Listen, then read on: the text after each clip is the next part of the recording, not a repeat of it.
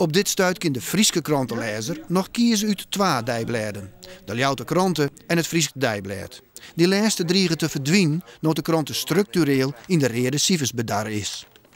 Het kind al net zo wezen dat omdat we nou wat minder advertentiegeld krijgen, omdat we meestal net zo volle betrouwen in de economie hebben, dat zo'n instituut als het Fries Dagblad, dat zo waarderen we door zo volle mensen, dat net meer wezen zo.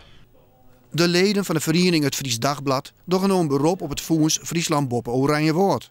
Dat de Jeremijgementen Dree en de ING-bank jeder ek de Ljouwte Kranten van de ondergang redden had. Het lijkt het logisch dat ik het Fries Dijblad financiële stiepen hebben wil van Friesland Boppen Oranje Woord. Want het Dijblad is lieke goed als de Ljouwte Kranten onderdeel van de onafhankelijke pers in Friesland die het Friesland Boppen zo graag Oranje horen wil. Doch is het de vraag of het nieuw fysiek de financiële stiepen wil wat opsmieten zal. Want dan jij er aanbod van Friesland Boppen Oranje Woord wat toch het Dijblad zelfs aanwijst. Roegwaai komt daar deel op dat we oernamen worden zoen terug de NDC. En wat is daarop tjin?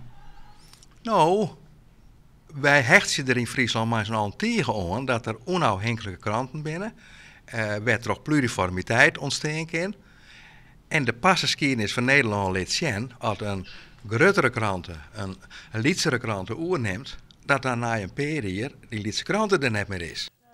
Maar zelfs als Friesland Boppen ik deze keer direct de subsidie weigert, houdt redacteur Kooistra hoop op een voortbestaan van de kranten. Er zijn mogelijkheden en wat vanzelf natuurlijk heel dit zijn wordt, gaat het Fries Dagblad ik ben naar zijn lezers sta. Dat hebben jij er niet, maar een soort succes. Waar weet, zien we dat wedden.